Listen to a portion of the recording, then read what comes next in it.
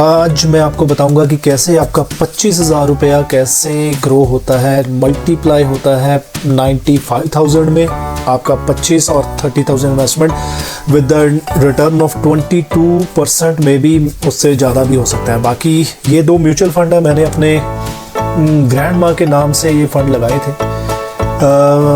PGIM India mutual fund और second है मेरा एसेट म्यूचुअल फंड। दोनों अच्छे म्यूचुअल फंड हैं, लेकिन तब इतना थोड़ा सा पता नहीं था कि mid cap and small cap ज़्यादा परफॉर्म करेंगे, तो चलो लगा दिए मैंने। वैसे ज़्यादा ये टैक्स सेविंग फंड थे ELSS स्कीम में, तो उधर से टैक्स तो सेव हो गया, लेकिन रिटर्न मुझे लगता है देखते हैं अभी क्या मिलता है, वो चेक करते हैं। तो पहले मैं मिरारे में लॉग इन करता हूँ।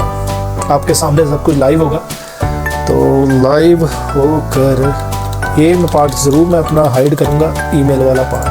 थोड़ा सा इसको आप प्लीज़ माइंड मत करना, क्योंकि सिक्योरिटी पर्पज़ आपको पता है कि करना पड़ता है ऑनलाइन में।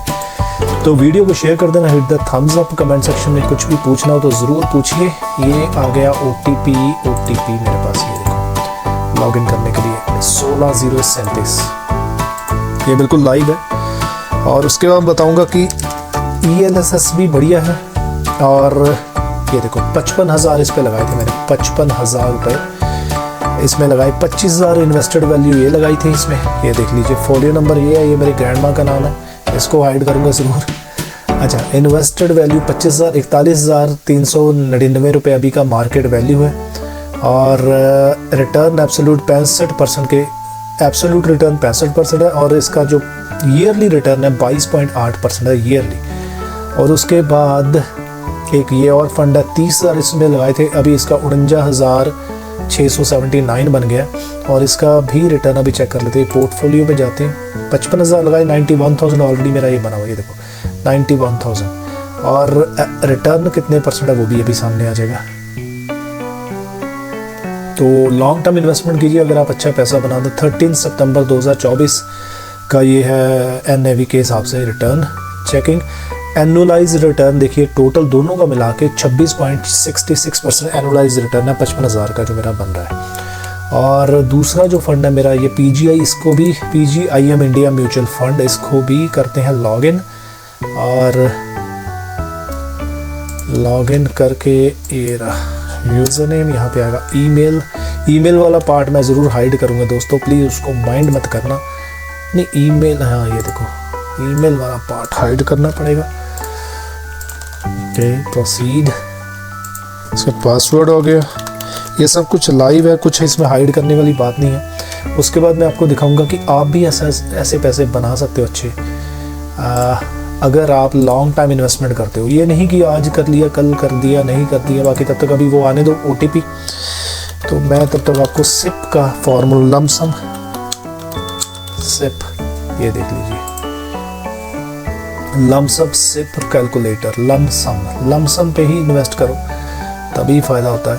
लमसम अगर आप पैसा बनाना चाहते हो तो अपने रिटायरमेंट कॉर्पस के लिए, ये नहीं कि 2 साल में कभी भी इन्वेस्टमेंट जो होती है हमेशा लॉन्ग टाइम के लिए होनी चाहिए भी और होती भी है।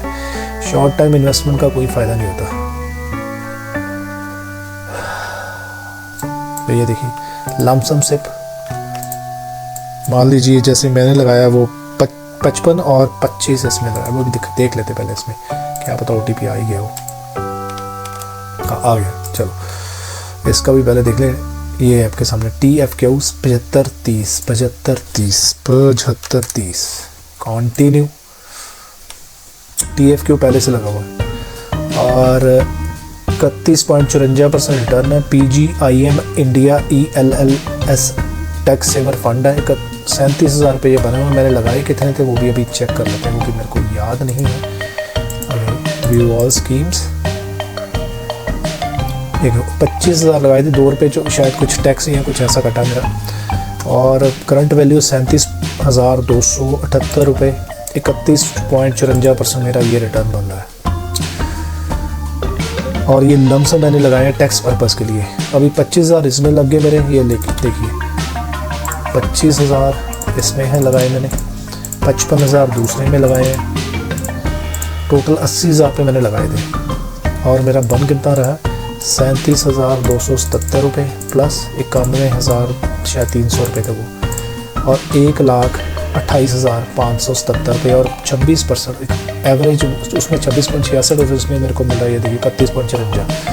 और अभी अगर हम ले लें, अगर आप, मैं तो लॉन्ग टाइम इन्वेस्टर हूँ, रिटायरमेंट के लिए ये पैसे लगाया मैंने। मान लो अगर आप अपने अभी हो 25 साल की उम्र में और 55 साल की उम्र तक आप काम करना चाहते हो और अभी आपने पिछले 2-4 साल काम करके 80,000 रुपये या लाख रुपए आपने जोड़ा हुआ है, तो लाख रुपए हम लेके चलते हैं लमसम इन्वेस्टमेंट। ये लाख रुपया एक ही फंड में नहीं लगाना, इसको आपने 5 या 6 डाइवर्सिफाई करके फंडों में लगाना है, एक ही में नहीं। जैसे अभी इंडिया का डिफेंस इंडेक्स फंड भी आ चुका है जिसमें डिफेंस की जो कंपनी है उसमें लगाया जा रहा है पैसा। ऐसे ही हेल्थ केयर इंडेक्स फंड भी है, ऐसे ही ऑटो इंडेक्स फंड भी है, ये टाटा का भी है, और ऐसे ही HDFC का भी है। तो डाइवर्सिफाई करके लगाना। तो मान लीजिए आप 25 साल की उम्र तक हो और 55 साल 30 साल 55 साल की उम्र तक आप काम करना चाहते हो, मतलब कि ये इन्वेस्ट करना चाहते हो। 55 साल की उम्र बाद आप बोलोगे मैं निकालूंगा पैसे, और अगर ये फंड आपको मेरे जैसा ही रिटर्न परफॉर्म करता है 31.50 ही ले लेते हैं, तो आपका पैसा देखो कितना बन रहा है। मैच्योरिटी अमाउंट आपका बन रहा है, देखो इन्वेस्टेड वैल्यू आपकी अमाउंट इन्वेस्टमेंट 1 लाख रुपए, और मैच्योरिटी वैल्यू आपकी 3 और 3 6 और 3 9, ये बन गया आपका नहीं 3 2 5 और 9। ओके, ये आपका बना मेरे ख्याल 1 दहाई सैकड़ा हज़ार 10,000 लाख 10 लाख करोड़ 36,96,34,573 रुपये। और ये आपके सामने वन टाइम इन्वेस्टमेंट है, इंटरेस्ट ये हो गया। अगर आपको 31% के हिसाब से 31.5 में मिलता है, और ये एनुअली रिटर्न है, वन टाइम इन्वेस्टमेंट ऑलरेडी है और उसके ऊपर ये एनुअली रिटर्न आपका ये बढ़ता जाएगा 30 साल तक। ऐसे आपका ये बढ़ेगा फंड। ये देख लो,